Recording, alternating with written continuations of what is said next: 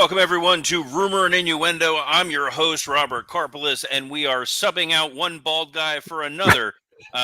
Dominic D'Angelo is currently on a plane right now, so we are joined by the one and only Kevin Kellum. Kevin, how are you? Kevin's on mute. Beautiful, buddy. Bald is beautiful. Have you heard that before? I have. I love that you're already channeling Dom with technical glitches within the first 30 seconds of being here. It's kind of like he's here, except at least you have the decency to have sleeves on. Little bit. We'll take it. I'm bringing the pythons, buddy. We got to talk about pythons today. Right? Oh, we're going to talk about pythons. We are going to get to one Mr. Terry Bollea, but as the headline here says, we'll be reviewing the Dynamite as we go home for the All In. But before we do that, we're going to say hi to some folks joining us live in the chat. Thigh slaps and steroids says last night's The Dynamite was stronger than Dom's internet connection. No arguments here. And Stuart Green says, hi, Rob, Dirty Dom, and everyone. I hope everyone is well. I thought MJF was awesome on the mic last night. Looking forward to your thoughts about The Dynamite. Oh, we are going to get into all things the go home show for All In. But first and foremost, when we last talked to you, Kevin, you were heading off to Lollapalooza. Mm-hmm. And now because of you, I know who Chaperone is. It was quite the thing. Talk about a breakout thing, like somebody having a moment where you could say like, wow, this is the next big pop superstar, where it's undeniable. Like there's just an irrefutable like moment. 130,000 people for her on a Thursday afternoon, the first day of a 4-day festival. When usually you have some bigger acts there, but it was a big night. It's like one of those moments where you're like, oh, this person's going to be a world champ. You see it, and it was like instant. I was like, and you kind of saw it coming, but I was like, oh, wow, this is still cool to take in at the moment. What's even crazier about it was we talked about it on here. I go, I don't know who this woman is. And then she comes out and does a full lucha libre style performance with a ring. Yeah. Couldn't book this any better. Could not book it any better. I have alarms going off and stuff like that. But no, it was a special moment. And also it was something where it's like everybody, when I was watching, it was like, you're the wrestling guy, like at the alternative rock radio station, where everyone's like, oh, she's doing a wrestling thing. You got to see this. She's doing wrestling stuff. And immediately I was like, WWE, book. Those kickoff shows should be these. Like, that's what these kickoff shows should be. It's like a really fun musical performance with a big name act. Instead of just people at a desk talking for 45 minutes. Well, which is still fun, This is spoken like a man who clearly did not see Jelly Roll open SummerSlam, and all due respect to the music world's Conrad Thompson, but his performance was a little he's a big wrestling fan, and I love that for him. Yes.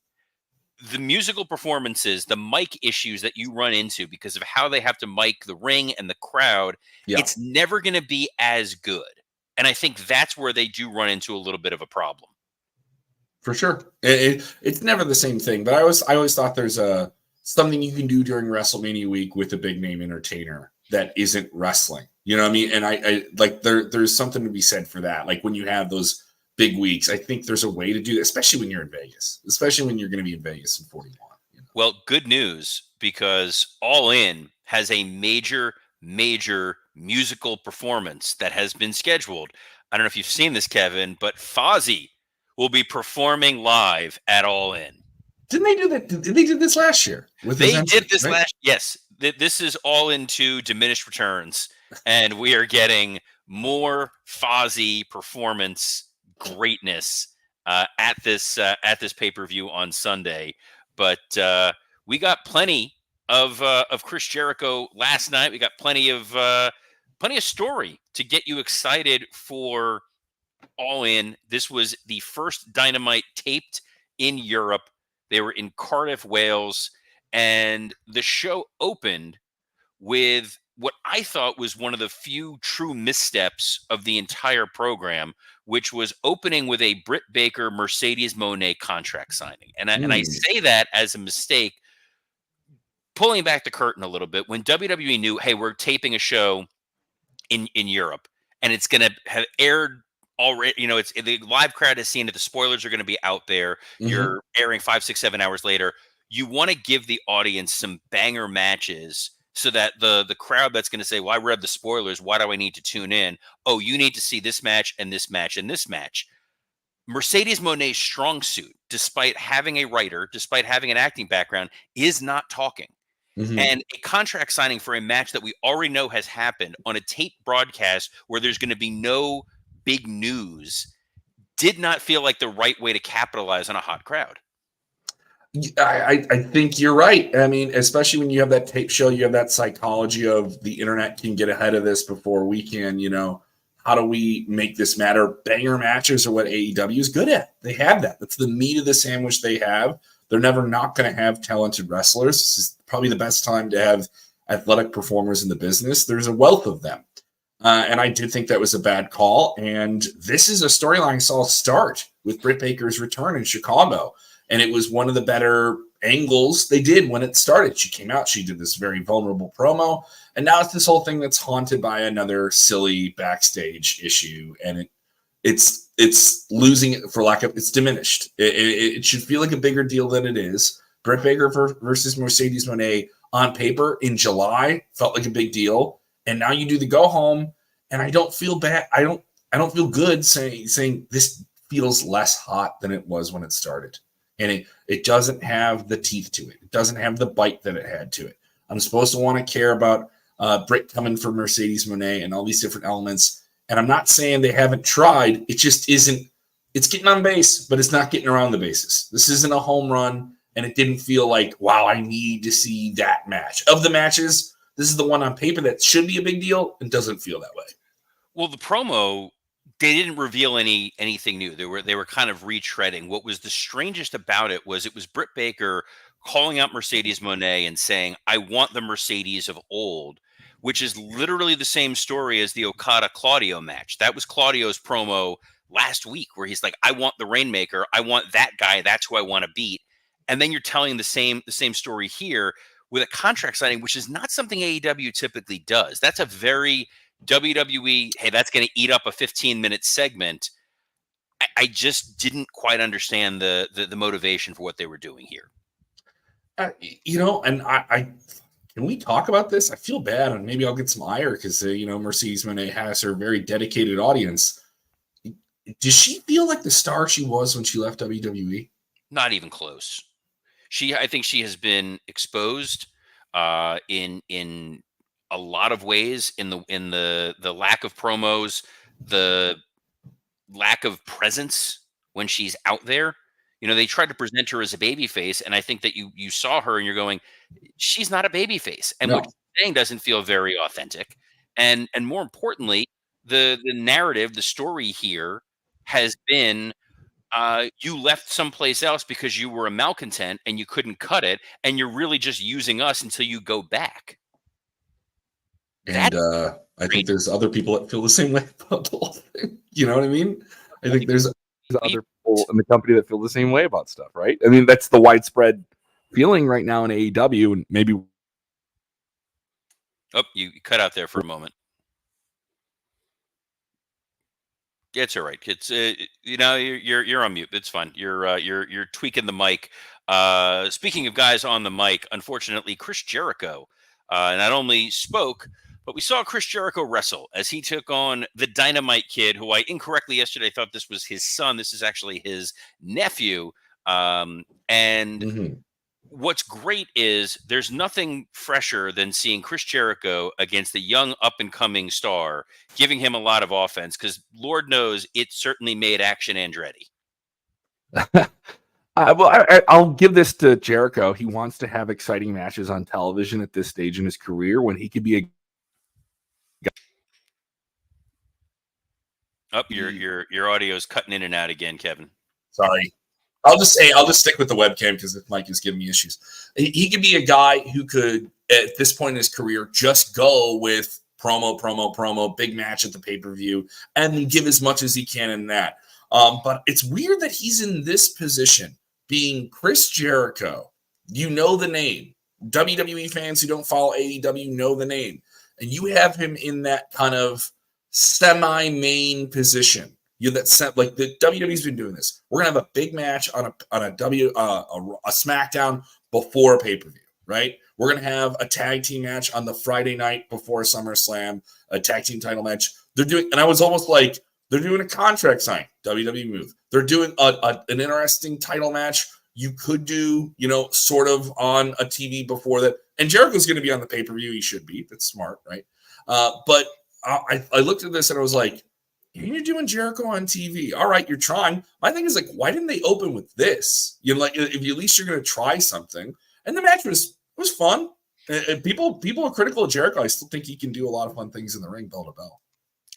I think he's not at the level that he was at before. He's generous in the ring with these young guys because he very much wants this reputation of I'm the old timer doing it properly. I'm giving back to the community. I'm giving back to the younger stars, and I'm going to make them. And in his mind, he thinks that this Hook feud is what's going to establish Hook, when it really feels like it is what has kind of stagnated and dragged down Hook. You even look at All In a year ago, and it was Hook and Jack Perry on the pre-show.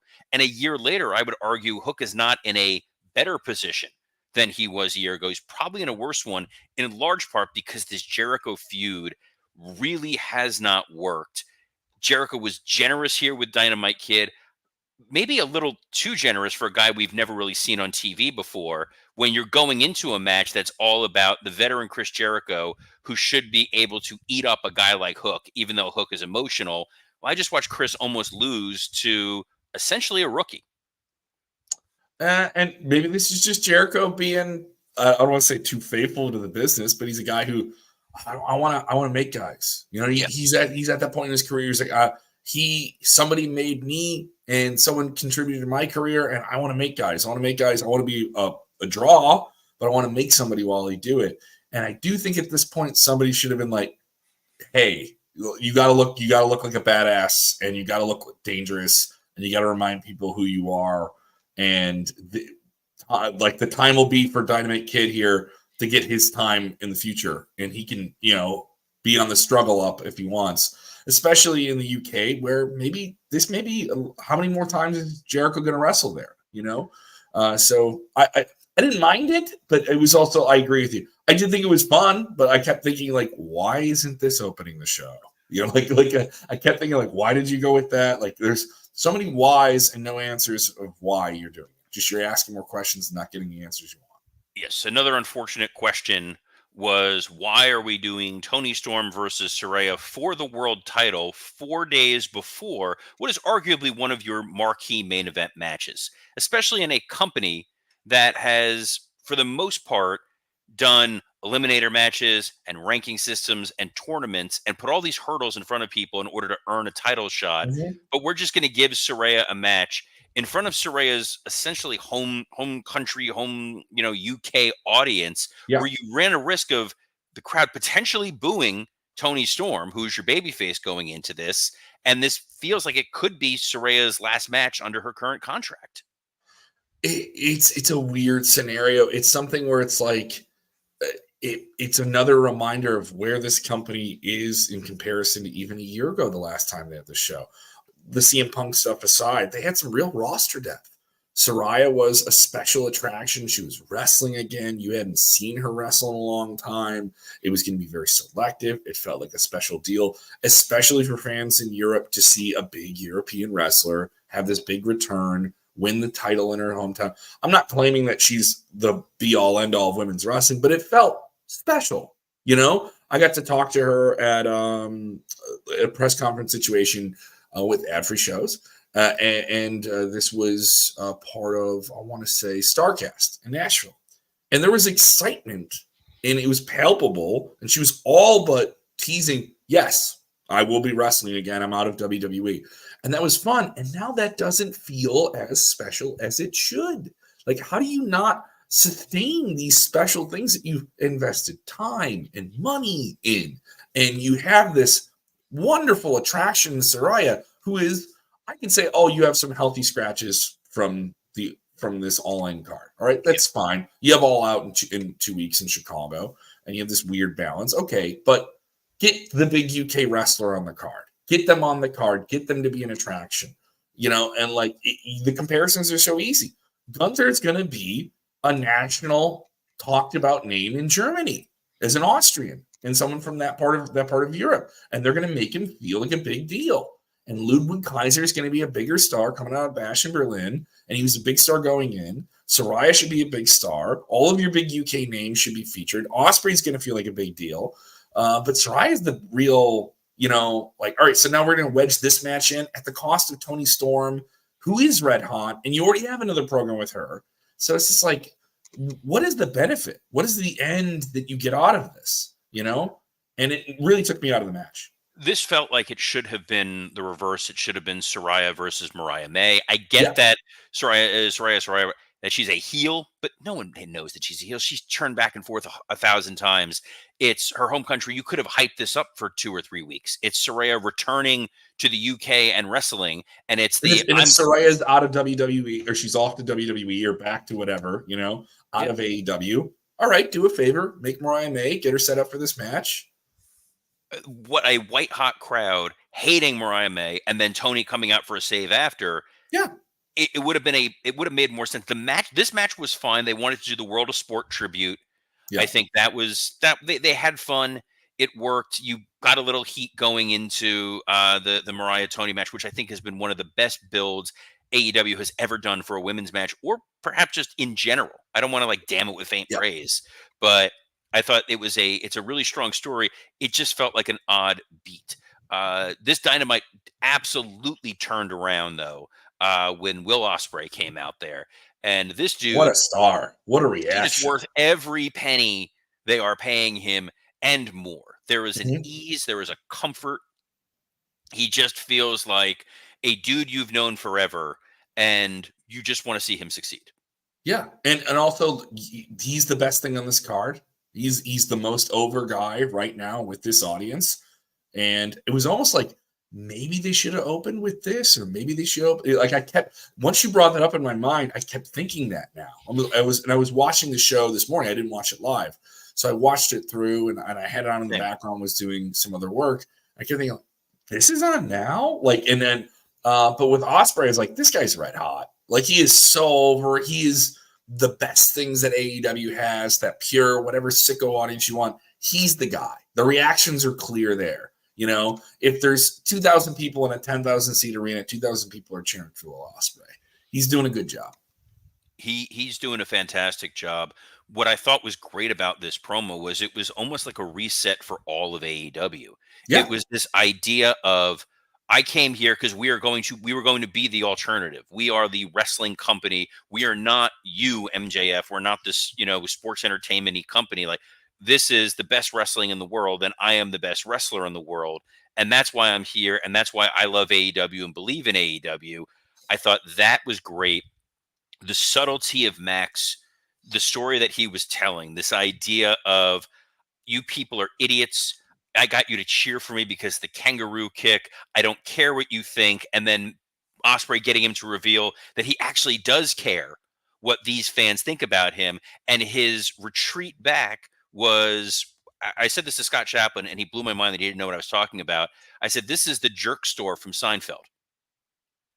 This is, the jerk store call, they're running out of you. Well, you're their best seller. Oh yeah, I had sex with your wife. That's what Mac, that was Mac. It wasn't him trying to be edgy and shoot on a guy because it's the only thing that gets a response. It was, you back me into a corner by saying I'm not the best wrestler, and I'm telling you I'm the best wrestler, and then him saying, you don't care about I don't care about the fans, but I really do care about the fans, and I want them to love me. So what am I going to say?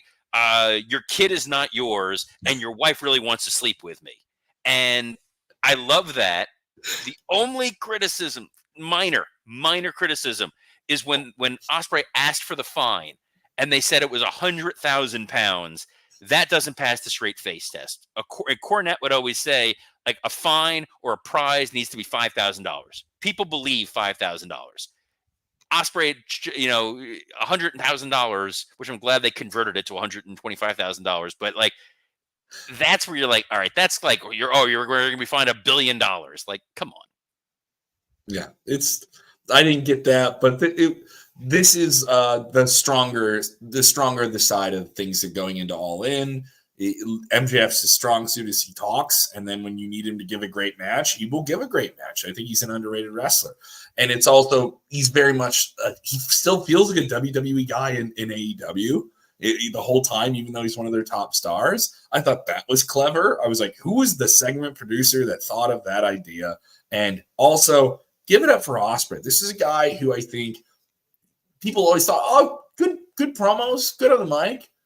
He's getting great at this. He's getting like he's also taking these little things that I'm noticing as a comic. He's taking pauses. He's taking pauses and letting things sit in a way that you don't really know until you're out there. You can't know when to take that pause until you hear them with you. And I thought he was great. And also, good on MJF. MJF could have buried him. MJF can do that with anybody. If you want to go toe-to-toe with him, if you try to interview him, tip of the cap to Cultaholic. They did a great interview with him where he was in character and incredibly entertaining.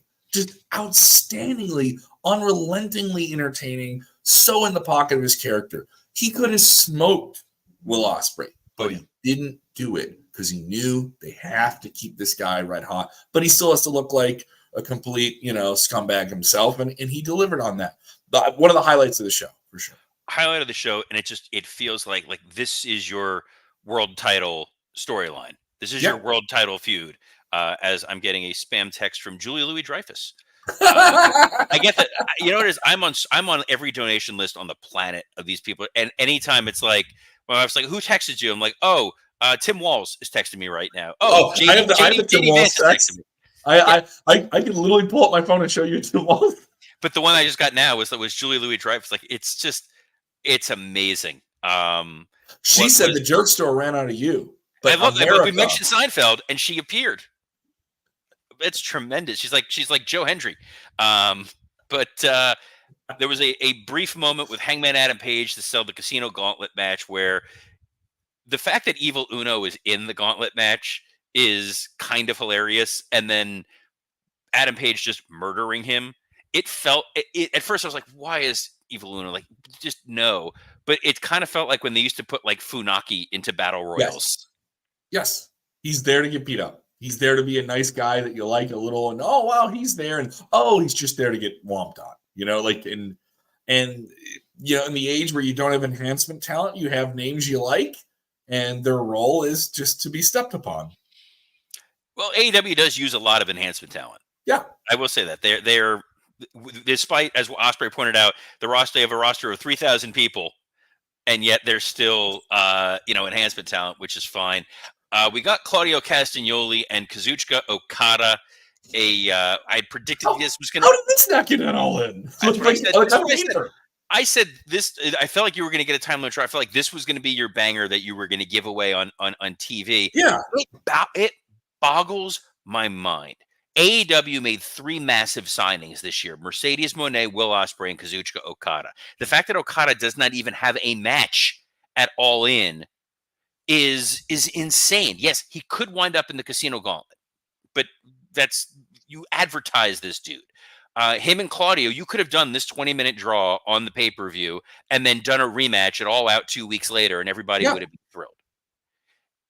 But I was like, okay, this is the match they're trying to give away to sell tickets and get you to tune in on this show. And then they immediately follow it up with an unannounced 6-man tag where you gave away 2 of your big matches, where it was the Young Bucks and Jack Perry against FTR and Darby Allin, with a clean finish. 2 really solid matches, a whole lot of stuff that you gave away that doesn't help anything. I didn't watch this and go, you know what? I want to now pay to see this match again. I mean, it was fun to watch on TV, right? I mean, and they're really competitive matches, and Okada still has it. Obviously, he's going to have. I don't think he's wrestling nearly as violently as he did in Japan, but that's besides the point. I think Claudio is certainly out there to prove something. I mean, this guy he's like, yeah, I'm still in the mix. I'm still in this thing, and I don't want to say that they've slept on him. They certainly featured him enough, but I mean, you have 3 TV shows a week. No one really thinks about Rampage the same way anymore. And Collision is still a strong show, but it's all about Dynamite. So he got to have this time on Dynamite. He wanted to run with it. Okada is Okada is a big star and a big attraction. I don't know how they're utilizing him, and the fact that he's not on All In is mind-boggling. But there's going to be people that don't make the card, and I think this was another example of, hey, like WWE did a tag team title match before SummerSlam on a Friday. Maybe they're going for the same idea. Let's take a good note from WWE and run with it. That's the surface level observation I had with it. Perhaps, but I think if you're treating All In as your WrestleMania, yeah, and you have Okada, who is not a young man, no, and he did not wrestle on All In last year, so it's a new attraction for the Wembley crowd. Okada is a guy who I feel like we have gotten a lot of tell but not show. They keep telling me Okada is one of the best wrestlers of all time. They keep telling me Okada puts on nonstop bangers. They have not shown us a singles Okada match where you're going, my God, what an acquisition for AEW. And you're running out the clock. And this was a problem that AEW has had with a lot of guys that they sign that we know can deliver, and we've seen them deliver elsewhere, and they just don't really give them the opportunity, which is so strange. This match, I'm glad we got it. But man, I would have loved to have seen Okada do something with the 8th most meaningful title in AEW. Yeah, that was another thing. Like when I forgot that there was a title connected to this. Like when I saw, I was like, oh yeah. It was like one of those. It was, oh yeah, that title they put all this equity into that you forget is there, and and there's so many things they do that are fun and right, and the match is really exciting and cool. I think I would have been more excited for it if I knew this was building to something and not just happening, like it was that, like there was that, but like that's another thing is like you have these championships and you have all these things, but it doesn't feel like there's a consequence sometimes, Yes. I know that's a little bit of a nitpicky thing, especially because the match was good. It was a very competitive, fun match, and that's what you want. So they're going to have those things they have to do that make them feel different. And they're in this, we're waiting for this TV contract to come down. Look at these big matches we can still put on TV. So it's that game of spinning plates, right? Yes. But I just don't know if this is a plate you want to spin on television when you could do it on pay-per-view. By the way, because WWE rule is you can't just bury something without coming up with a replacement. If you needed to give Okada a match for All In, Pac. Yeah. UK guy going for a title. He's pissed that he's not getting the American title. I think Pac Okada would be one of those kind of blockbustery matches that crowd would take that ride for. But something the crowd did take the ride for was the main event. There was a nice little Easter egg moment where Danielson goes up to Ospreay and just yells, "Do it," which means we're getting Tiger Driver 91. We're getting Max in a neck brace and a wheelchair and hopefully suing AEW, which I love. Yeah. And then your main event, Nigel McGuinness did what we knew he was going to do, which was put over Swerve and bury Bryan. I thought Swerve did a strong promo. He got a little lost at certain points, which is okay. He did stick the landing, I believe. And then we got Bryan Danielson, fiery babyface, for the first time, maybe since he's shown up in AEW, Kevin. I got to put this out there. Bryan Danielson is probably my most, where you do all this content about wrestling and you talk about the shows. He's my guy. He's my guy, where he's been through so many different things. I've seen him kill in a VFW hall and have the best match I've ever seen. I've seen him in a gymnasium, 2,500 people, Ring of Honor, have the best match I've ever seen. I saw him at the Rosemont Horizon All-State Arena, best match I've seen there ever. Saw him in a stadium with WWE, kill. I saw him have one of the best matches I've ever seen with AEW. It was a match with Pac a few months ago in July that I thought really, really reminded you of Bryan Danielson's just brilliance, bell to bell. I don't think there's someone who can get you to be more emotionally invested. And I thought this is what we've been needing for a while from him. And I'm not saying he didn't bring it or try to bring it or anything like that. But I did get the impression like, the alarms are going off. Tim Walls is calling. He needs my help. But this, I did like this. But I was like, wow, how much better is this kind of contract signing type segment as compared to the one earlier that just felt like they're doing a rehash of the first time they met in the ring. This was, you said all this crap. You did all this. I know what's on the line. My career is on the line. I put that out there to push myself even further. And Swerve was a little rattled, and Nigel played his element. There was just a little. It was a good, like a good bowl of cereal where it's just up to the rim. It's just there. And that's kind of what you want right before a big match, right? So I felt the tension was right. I felt the nerves were right. I remember Nigel was supposed to have a big match at All In or something like that. Like he was supposed to do something. Wasn't that something people were talking about? They've been saying that. I would like to see him do a magic show because he is a magician and he's good. I didn't like his shirt. That was my big thing. Like, and I messaged Nigel and told him as much. I'm like, dude, what's with the shirt? And I'm like watching. Like it's like, did they not tell you were going to be on TV? Did he say anything to you about the shirt? Did he say? Did he? I just got the crying, laughing emoji, and that was it. So I was like, all right, that's enough. What's with the shirt, bud? Like anytime wrestlers are in on the gag, same thing happened with Shayna Baszler when Cole mentioned on Raw that she likes to collect soup recipes. So then I messaged her and I'm like, I'm just going to start inundating you with soup recipes. And this has backfired because now I have sent her 3 and she's like, please send me more. So I am now her soup hookup, which I could just yell, no soup for you to really make this Seinfeldy. We will go on this because I was going to segue from Dynamite ended with a pure babyface delivering a hell of a promo. Yeah. Another former pure babyface delivered a very unfortunate promo as Hulk Hogan, the gift that keeps on giving. Oh, brother. Brother. He was at an event for his Hulk Hogan beer. And Have you had Hulk Hogan beer? Have you had No. I've had it. And? It's not a bad beer. I like good, lame domestic beers with a piece of fruit in them, and it's fine. It tastes like Yingling. If you've ever had Yingling, it's like it's not great, but you know what you're getting, and it delivers on that. It's not quite Natty Light.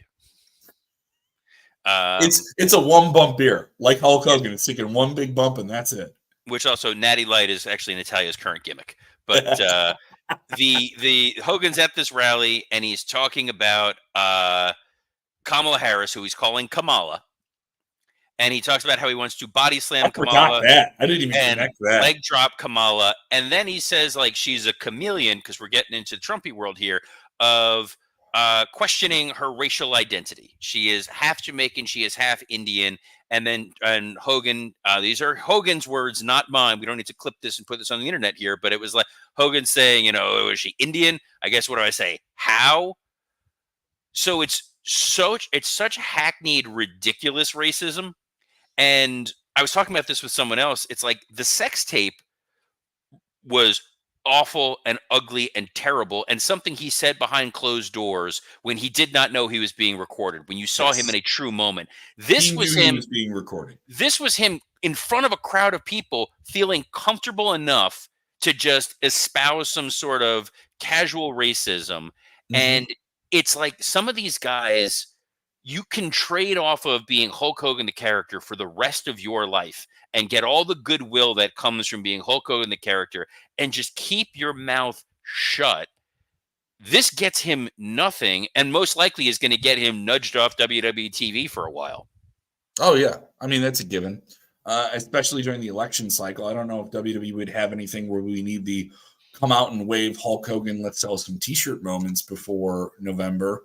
But if I'm WWE, why would you want the trouble? What is it worth it? And it's so crazy to me as someone who grew up as a young Hulkamaniac, a young kid where I didn't believe that there should be wrestling on TV if Hulk Hogan isn't there when I'm 7 or 8 years old. And that's my perspective of the world. And now things all these years later are so tainted and so, and I even with the RNC thing and him just endorsing, which is that trend, and the trials and tribulations and the scandals and all these things, you would think at some point, all right, Hulk, at least we know who you are. We know what you've done. You're trying to get past that thing. This, though, it's like, how far are you from that guy? How far are you from the worst version of yourself? And that was it's more like I just go back to me. I was like, man, if I was a kid, I'd be really disappointed. Like the young version of me would be really, really disappointed. AJ Francis, top dollar. You can argue about whether or not he's a big wrestler. put out a tweet about this that I thought was very poignant.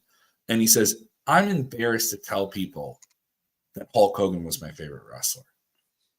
And I was like, ooh, that like spins it so much sometimes. And this is Republican, blue, red, doesn't matter.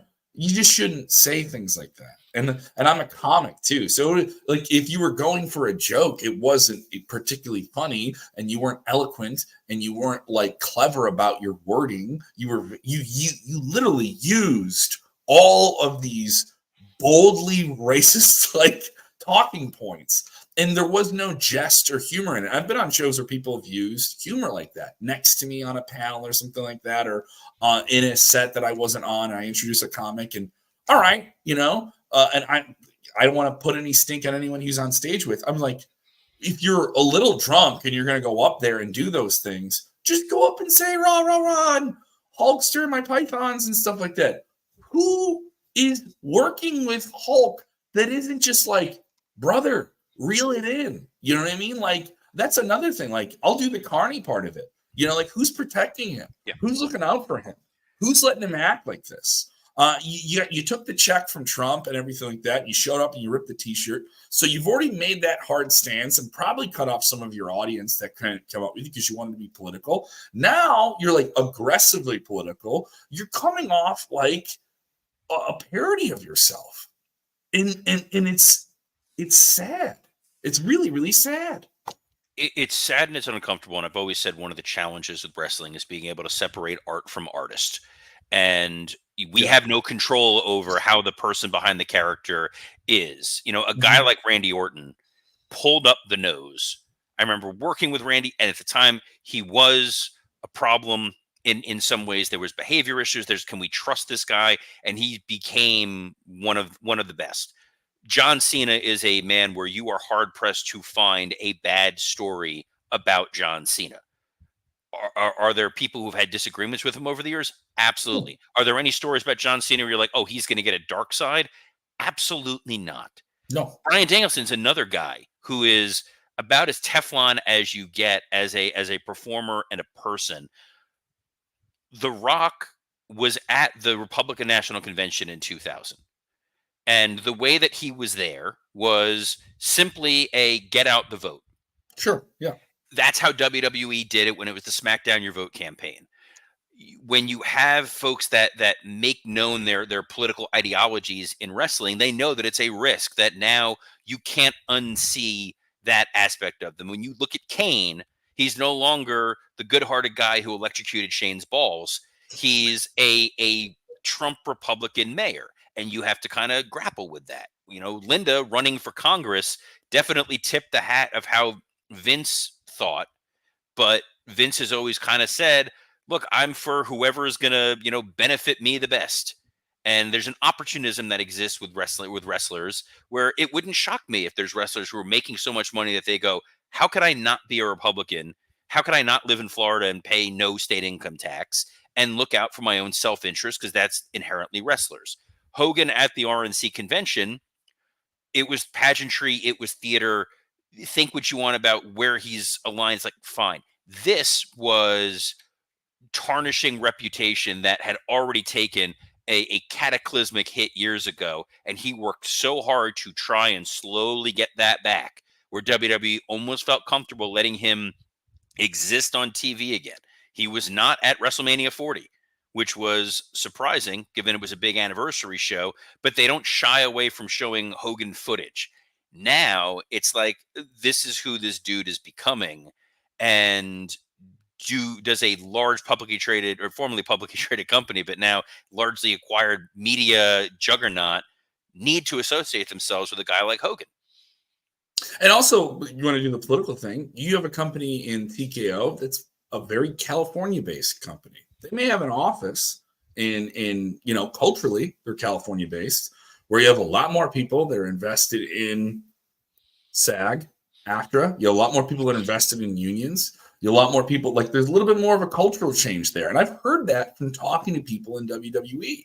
And I was like, oh, like I never really considered that. And that's only something I've heard more and more of in the past week or so. Just like kind of like, and then this happened. And then I was like, oh boy, all right. So, you know, Well, at the same time, so like Dana White spoke at the RNC convention. People are comfortable with understanding what his politics are, and people make a decision as to whether or not that's going to color what they're watching. I prefer the wrestlers to be a blank slate because I can just disconnect. It's the way that you can watch Dominic Mysterio and Liv Morgan on TV as a couple when we know Dom is married and we saw yes, pictures of it.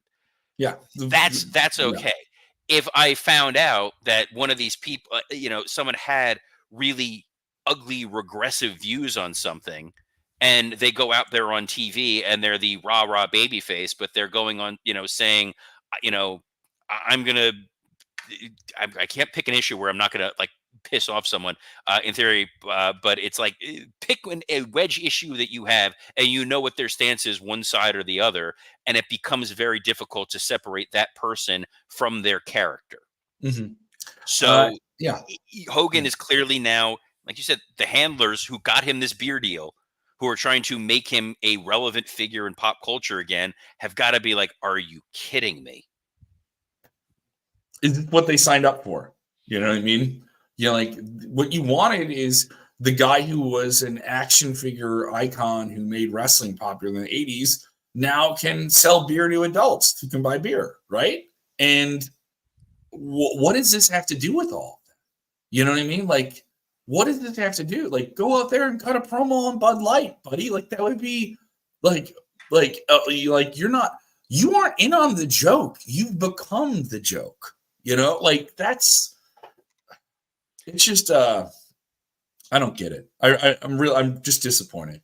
I'll close on this thought with that. If you would have told me as a kid in 2024, if you had to pick between Hulk Hogan, Ric Flair, Bret Hart, and Shawn Michaels, who the most well-adjusted of those four would be, and I would have been like, oh, Shawn Michaels is the responsible adult who's running a training academy, and everybody else is a various degree of a dumpster fire, you would be like, wow. So 2024, super weird. What's not super weird is that Kevin Kellam brought it today. An overrun again, rumor and innuendo. We have Kevin here, which is great. I love it. This is tremendous. But before we get out of here, Kevin, let's plug some of your stuff that you got going on. I'm pretty busy with Sportskeeda Wrestling. You can check out our YouTube channel, 150,000 subscribers strong on YouTube. Go follow that. We also have a strong podcast feed with shows with Vince Russo, bro. Bill Apter is on there. We dropped some big interviews from SummerSlam with Rhea Ripley. Hulk Hogan did an interview with us a month or so ago with Bill Apter. All right. Apter, so that's fine. Oh, Bill Apter's the man. I love Bill. Apter's the best. Like that doesn't count. I talked to Bill. I was like, Bill, how are you so loved by everyone in the industry? Everybody loves Bill Apter. But if you like Bill Apter, go check him out. He's on the WrestleBinge channel. So we have two different channels on YouTube. Sportskeeda Wrestling, where you can hear me doing commentary. I just did a video kind of dealing with the whole hot takes that people have in comments and responding to them.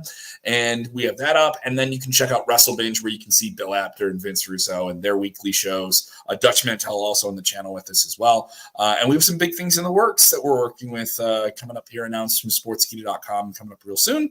And you can hear me on the radio all the time on Q101, Chicago's Alternative Rock. We're doing some big stuff with Riot Fest, one of the biggest music festivals. We had Lollapalooza, now we have Riot Fest coming up in just about a month from today. And who do I dare ask who's headlining Riot Fest? Or are these? It's much more heavy. It's okay.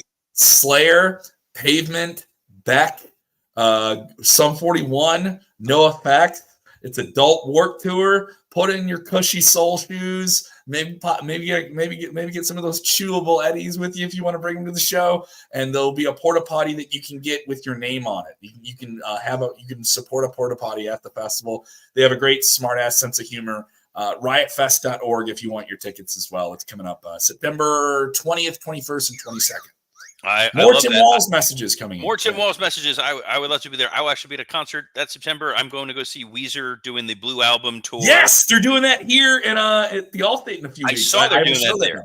They're doing it at the Hard Rock down here, which is great because it's the first concert I'm taking my daughter to, and I'm like, the weird fact of the very first concert you're going to see is Dinosaur Jr. and the Yes. Flaming Lips, and then Weezer. That's a great bill. That's a great lineup. Hell of a bill. I was supposed to go to Hella Megatour just because I wanted to see Weezer, but then COVID wasn't able to get to go and all that nonsense. So I caught Green Day last week when they were here. They were on that Hella Megatour. I saw that they were in Chicago. Awesome. It was great times, man. Who was that? I feel like they had an opener that I was intrigued by. I'm trying to think of who it was. Fall Out Boy. Was it Fall Out Boy? Yeah. And it was Green Day, Weezer, Fall Out Boy on that tour. Oh, that was the Hella Megatour. Yes. Yeah. Sorry. I know Green Day's on tour now, and they had someone that they were touring with. It was like, oh, that's Smashing Pumpkins. There was wrestling at that show. They did a wrestling angle. They did Guys, we got to a billion the CW note. This is what our audience is here for. But this is what our audience is here for every Monday through Friday at noon Eastern with myself and usually Dominic D'Angelo, who will be back tomorrow, assuming he doesn't get lost on the way back from the airport. You can catch us on a plethora of platforms, including the WW Creative _ish X account, the SE Scoops X account, and on YouTube on Rumor and Innuendo, Working Stiff, and ad-free shows. Kevin, this was a hell of an episode. Thank you so much for filling in the busiest man in Chicago radio. Is that fair to say? Yes, and hopefully the checks will start to reflect that soon enough. Well, it's all about me, brother. Brother, I gotta protect the territory, brother. I come on, man. I gotta look out, brother. He's got to protect the territory, and so on behalf of Kevin Kellum, I'm Robert Karpelis. Best of luck in your future endeavors.